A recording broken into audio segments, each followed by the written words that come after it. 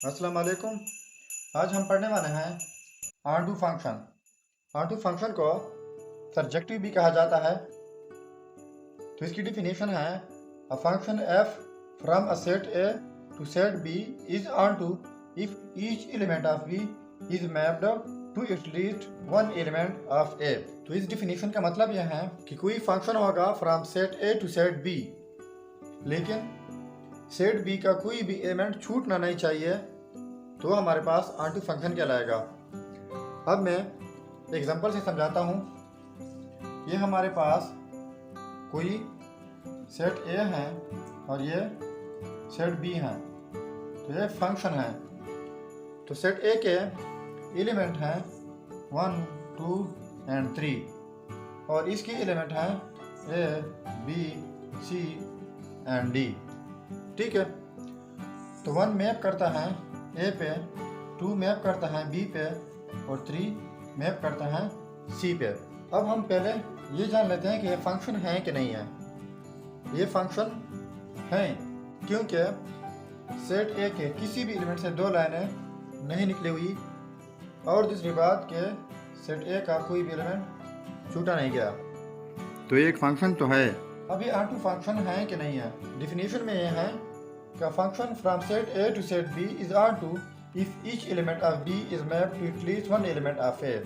मतलब यह है कि एलिमेंट है जो सेट बी के हैं, उसका कोई मैप होना चाहिए सेट 1 के एलिमेंट के साथ। तो यहाँ पर तो ये वाला एलिमेंट रहता है। अब ये फंक्शन तो है, लेकिन ये ऑन टू फंक्शन नहीं है। अब मैं दूसरा एग्जांपल देता हूँ। अगर हमारे पास ये सेट ए है, ये बी है, ठीक है, तो इसके एलिमेंट हैं 1, 2 एंड 3। यहाँ पर ए, बी एंड सी। तो 1 मैप करता है ए पे, 2 मैप करता है बी पे, 3 मैप करता है सी पे। अब फंक्शन तो ये है क्योंकि कोई भी एलिमेंट छूटा नहीं गया और किसी एलिमेंट से 2 लाइनें भी नहीं निकली हुई, तो ये फंक्शन है। अब ये ऑन टू फंक्शन है कि नहीं है, क्योंकि ऑन टू भी है। अब सेट बी का एलिमेंट का मैपिंग है सेट ए के एलिमेंट के साथ। एटलीस्ट एक एलिमेंट का मैप होना चाहिए सेट ए के साथ। या फिर दूसरे अल्फाज में यह कह सकते हैं, यह होता है फंक्शन का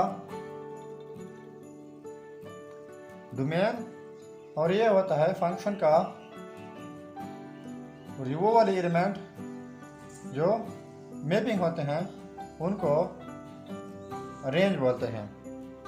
इसी सूरत में यानी हमारे पास जब कभी रेंज और सेट बी इक्वल होंगे तो वो हमारे पास फिर ऑन टू फंक्शन कहलाएगा। अब मिसाल के तौर पर ये कोई सेट ए है, ये बी है, ठीक है, एक फंक्शन है।